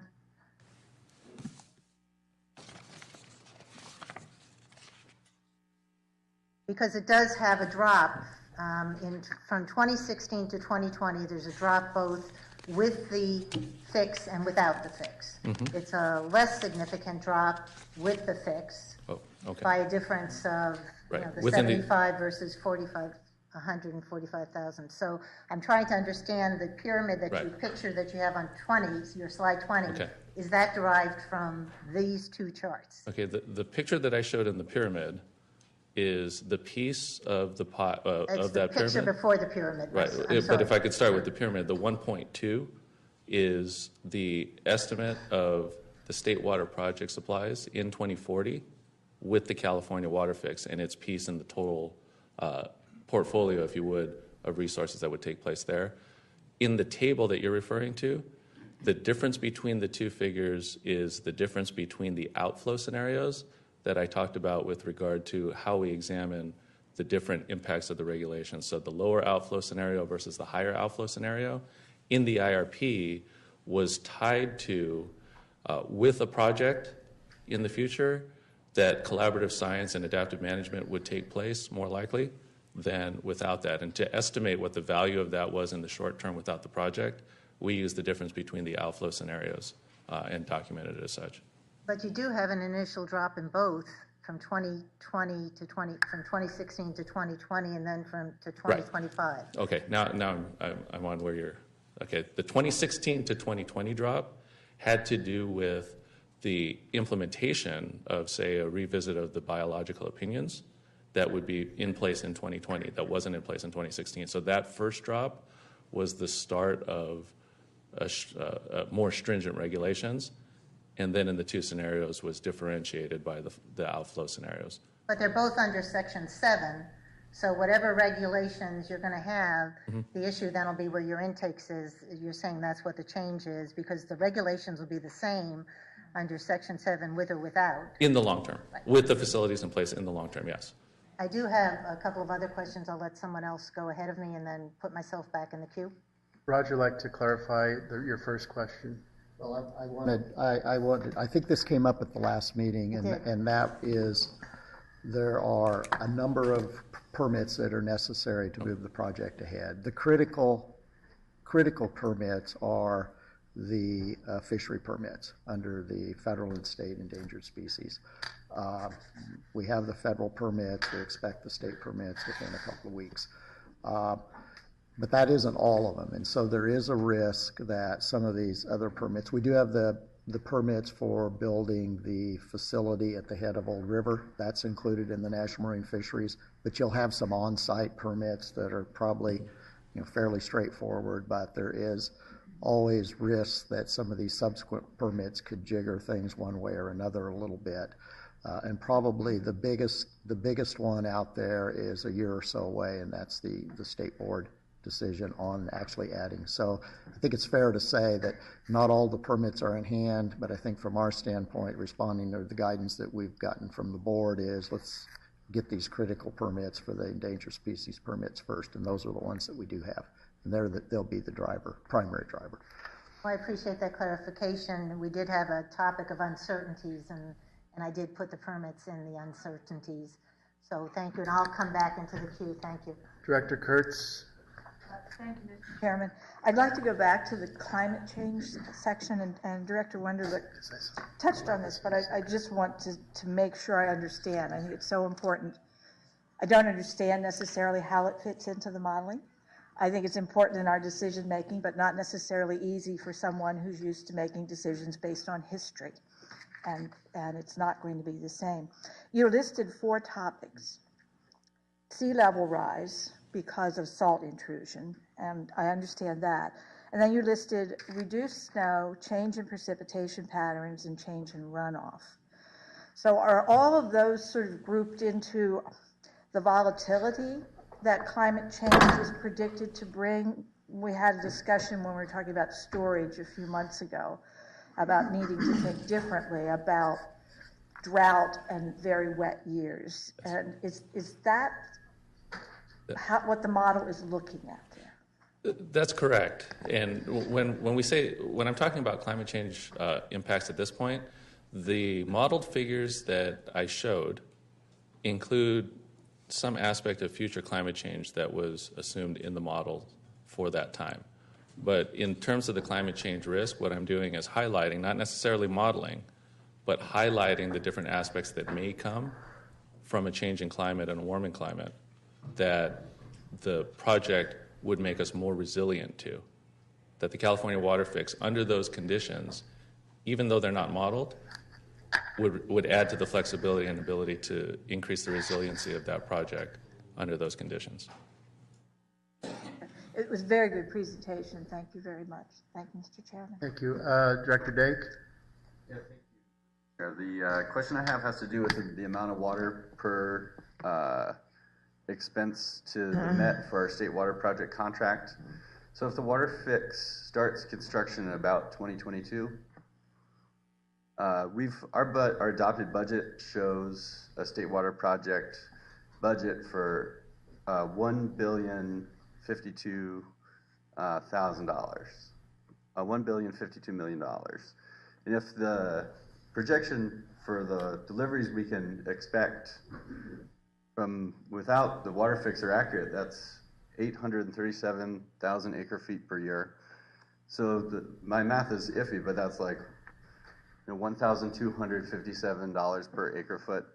And my question has to do with what about the financial stress to the Met during the construction period? If we were having all of this, the expenses of the state water project, and I imagine they might increase since the events that have transpired on the state water project since our budget was adopted. Could the staff at some point create a presentation that relates the question we're being asked to the adopted 10-year budget forecast? Okay. Yeah. So cost allocation, financial impacts is intended to be addressed in white paper number 3 and presentation number 3. It links really strongly to the amount of water we're going to get. It will, and we will relate the amount of benefit that comes along with that, with the costs that are allocated and shown in that white paper. Director Gold? A few questions, if that's okay. First of all, excellent presentation, Brandon. So on the biological opinions, which obviously came out very recently, and after a lot of the modeling that went into this white paper, I was just wondering, are there plans to sort of look at the biological opinions or maybe it's wait till the fishery permits are in play to sort of re-look at the modeling? I mean, do you feel like it's going to have any impact one way or the other on the models that were run? So, if I'm understanding you correctly, the initial operating criteria that the models were run under included aspects of the biological opinions and their effects on the operations of the system. So the numbers that we showed... The most recent opinion or the previous opinion? Yes. Because they were, because those initial operating criteria were consistent through. Okay. Yes. All right. Thank you. That's good to hear. And then this is, I have a few. I'll probably be like Vernon, maybe Director Steiner and bounce back and forth. But the one thing that really struck me on this and is that you had the gradations of when you had certain flows and how much would then, I think there were 5 tiers if I recall correctly, if you had flows in the Sacramento River up to, you had ranges of how much then could be diverted down for supply. And there was one category in particular that stood out tremendously in that, the other ones, the amount of the diversion, obviously when you had low flow, 5,000 cubic feet per second or less was zero, right? And then if you were over 35,000 cubic feet per second, you could divert all the way up to 9,000 cubic feet per second. But there was this one category, the 20,000 cubic feet per second, that just really popped out to me because up to 7,000 cubic feet per second could actually be diverted of that 20. So you could go literally from 20 down to 13. And the percentage on all the other categories was much smaller. And so I'm just wondering why was that middle flow category allow such a large proportion of that flow, over a third of the entire flow, to get diverted? And is there flexibility in that? I'm just not sure, with the scope of what we received in just the white paper, what the derivation was and how those 5 tiers were really arrived at. Right. So it's based on the flow bypass criteria. Yeah. There is flexibility. I mean, I should have presented those numbers as up to figures. That I think you bring up a good point there, and I think I would have to get back to you about the specifics of the 7,000 with regard to the 20,000. If I could pitch in there, I think that's a pretty good question. It kind of caught my eye too as I thought about it. That is a bit of a cartoon to try to represent. You can't divert anything at 5, and when you get above 35, you're okay at capacity. There's actually there's basically a curve that works its way through there based on bypass criteria. And so I think we'd need to look at that curve to say, what if you had 20,000 in the river under this kind of a situation? Yeah, the other percentages are like 20% or less, and then that one pops over 35, and it's sort of like, what is there about 20,000? And the thing is, I don't know, for example, one of the other questions related to this is, being very familiar with the work that Alex Hall did at UCLA, is that, and I brought this up to this group before, is that it basically shifts the flow regime by 2 months earlier. And so we may end up having, I don't know, I mean, it's one of those things where, we'll see what's going to happen in the future. I'm sure the modeling, will lead to more thought on this, is that, we may have more times of year where, these smaller flows we have peak flows earlier in the season. Who knows, maybe we'll have more moderate to smaller flows for longer periods of time during the year. I'm not really sure, but I mean, we do see in all the modeling this huge shift, and with you have peak flows that could be in February rather than in April, and so that condition of the moderate to small flows actually could be really critical from the standpoint of fisheries protection. And because this is new work, and obviously the complexity of this issue is sort of unparalleled in the state's history for managing an ecosystem of this importance, just how that's going to actually be considered is obviously a big issue. And with that, I'll hold to let other people ask some questions. Director Steiner. Thank you. Director Gold just asked a couple of my questions, but staying on that slide 30. When you did the calculation of the numbers for how much water there would be acre-feet available, were you assuming that you were operating most of the time or all of the time at the 35,000 CFS and the 9,000 CFS? You mean with regard to the modeling? Yes. No, the modeling would have used historical flows in a time step associated with the modeling. And so basically what it would, in a nutshell, it would say, here's what the flow would be for this period of time, and given that flow, this would be the diversion that's allowed.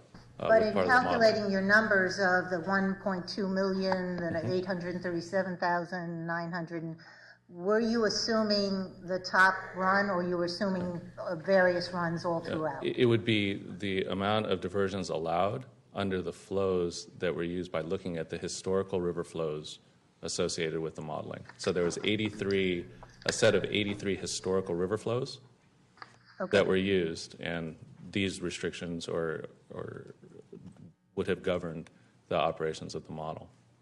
So So you use those assumptions going forward to 2040 Yes. as to the flows. All right. Yes. Thank you. And it is a good presentation. How does staff plan to measure the supply benefit? Is there going to be established baselines? And I know baselines was part of the discussion that's been going on up in Westland as well as in Santa Clara, as to whether you're going to make your calculations based on some baseline that you've figured out. This is where we're starting from, and we can either go up in water, and if we're not going to pay in, we go below our baseline. Is there going to be some definition of a baseline that's going to be determined? You mean with regard to cost and water allocation? Is that part of the next presentation where you'll be talking about baseline? We will. We've talked about that in the past quite a bit. I mean, I think every I know, 'cause I asked. every district, every water district sort of looks at this a little bit differently. We tend to look at it at Metropolitan much more as to cost to secure our state water project. You know, all of the supply, as opposed to what is the incremental supply. But we'll, I know folks are interested in seeing that, so we'll try to refine that a little bit. In its simplest forms, you know, take the analysis that we have of the without the project and compare it to the with the project. You know, pick the midpoint of the two ranges was one way to look at it, as to where you would be with and without. I mean, in general, it averages about a 20% difference in our state project allocation with and without. You know, it's not quite at the low end and the high ends, but in that middle, it's about a 20% difference in our allocation with and without, and we'll try to reflect some of this in the next white paper. But those are the numbers that are in the paper that we put forward here. Because it would seem we would have to have some baseline that we're measuring against to say we're getting more water than what. So we've got to have some baseline that we're using as we go through our time here. Thank you. I'll let somebody else go again. Director Atwater? Yes, I just wanted to again, excellent presentation. As we talk about all these operational scenarios and looking at 83 years of actual historic record and testing the regulations that we expect in the future, we can talk about that benefit. I just want to remind everybody that one of the other reasons why this investment is so important is go back to, we covered it rather quickly, but from an earthquake or the big flood in the Delta and reliability, clearly it's a multi-billion, I mean, for the economy of California, if the Delta were to collapse, that's such a huge issue. This in itself is a good reason to invest in this from a reliability standpoint. And then the second point, which is a pet peeve, because I worked here at Metropolitan a decade ago, but when you talk about water recycling in Southern California, the water quality benefits, I remember the executive officer of the State Water Board in 2000 said the most important water quality issue in California is salinity. And without this, the salinity in the Delta continues to go up. So whether you live in San Jose, LA, or San Diego, the salinity from the Delta will make it very expensive and much harder to recycle water. And I just think we need to remind ourselves, and we've done a lot of studies here at Metropolitan and statewide. The regional boards require us to adopt now salt nutrient plans. And so whether you're in LA County or Orange County or in San Diego, that's a big impact on your ability to manage our stormwater and our recycled water supplies. Director McKinney? Mr. Chairman, I'd like to talk for a second about the last aspect of the white paper, about protecting not just the Delta ecosystem, but preserving the Delta as an evolving place, according to the white paper. All of the information that I saw in the white paper really addressed reduction of construction impacts on the Delta and then protection of the fisheries. Obviously, that's important to the Delta. But I wanted to ask you maybe to elaborate. I'm guessing that there is other work that's been done to evaluate potential futures in the Delta. Have we looked at general plans in the Delta about what they see their future being, and does the project help to protect their freedom to do what they want to do?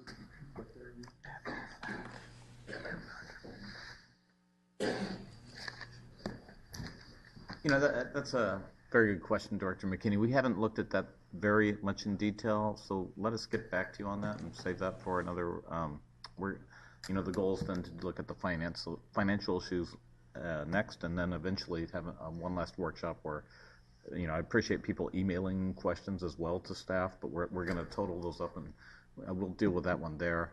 I do know among the benefits, PPIC did an envisioning futures where they looked at the delta futures and a lot of issues on that. And among the things they looked at were the infrastructure improvements the project brings in terms of roads, port issues, harbor issues, things like that, electricity, a lot of the infrastructure that would be enhanced by the project construction and some of that mitigation on that.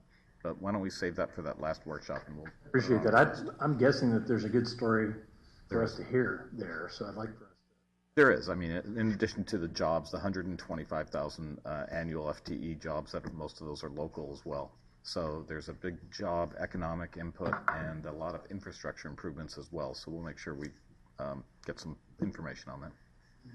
My last question is about back to the projection of water supply benefits, and I appreciate the fact that in the presentation in the white paper you talked about the range of alternatives that were evaluated in the EIR process, and I believe that what you said was that our projections bracket what we think is the potential for flow requirement changes from the state process. I just wanted you to comment on how confident we are that we've actually bounded that, whether there's a risk that state board action in the future could create outflow requirements even greater than what we've modeled.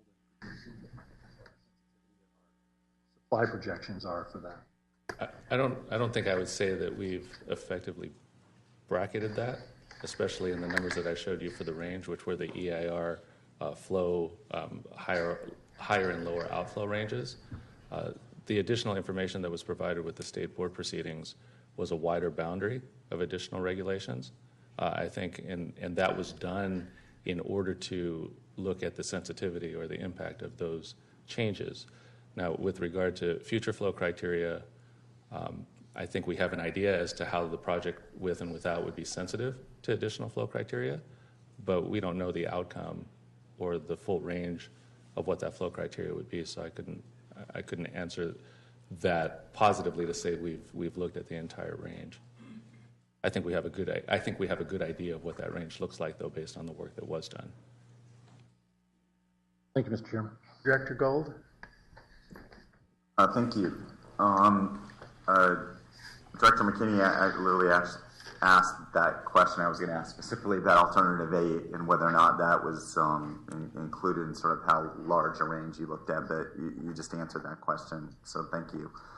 Something, Brandon, I think you mentioned that I just didn't hear, this will probably be the easiest question I ask, is that what are the estimates? I saw it sort of loud and clear from the standpoint of what the exports would be from the standpoint of if the tunnels go forward versus today's exports versus what you project the exports would be in the future with no tunnels, and seeing the differences there.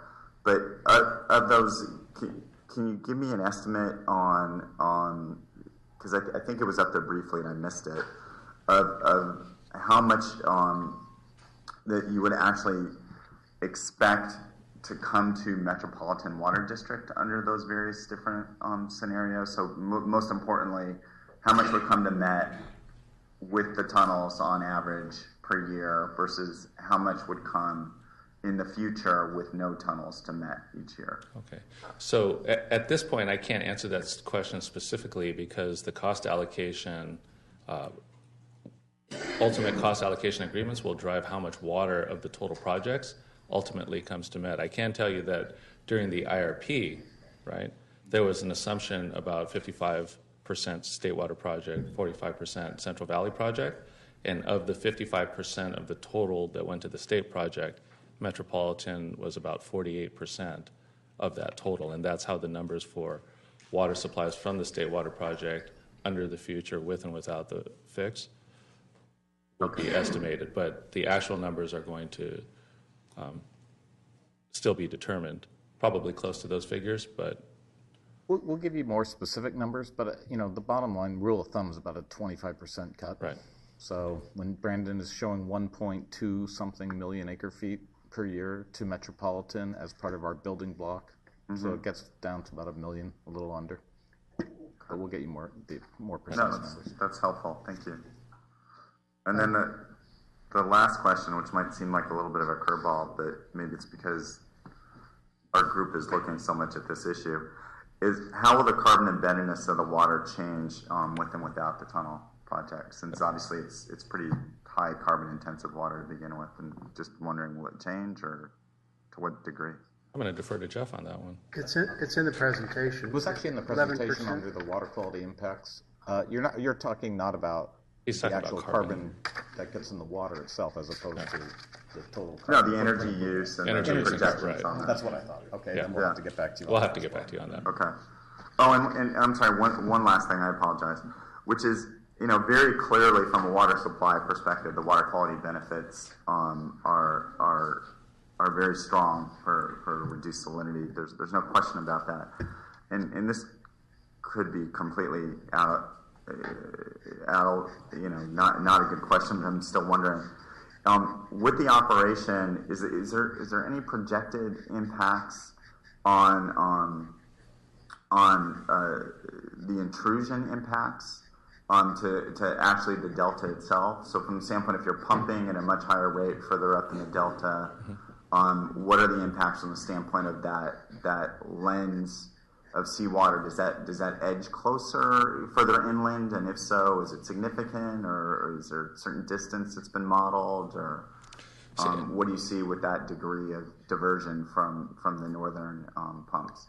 Well, I think that's a really good question, because what it does is it frames the basis behind this presentation and how the water projects work with respect to regulation. So the saltwater intrusion, or the X2 line, how far salt gets in, is a regulated figure. So the presence with or without the project doesn't change whether or not you're going to be able to meet those regulations, because if flows are such that regulation for X2 can't be met, there would be no diversions from the northern diversion facilities, and therefore no impact. There's no impact. Regardless of the uncertainty of sea level rise? Yes, because it would occur anyway, so it wouldn't be affected or exacerbated by the operation of the northern intakes, because those northern intakes wouldn't be operated under that condition.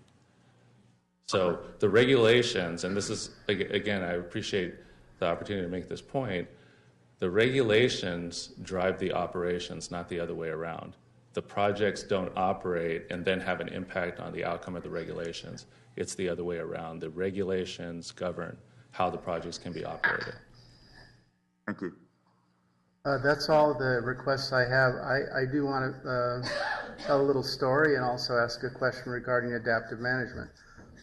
When Woody was the general manager, there was a movie out by Sandra Bullock about a bus.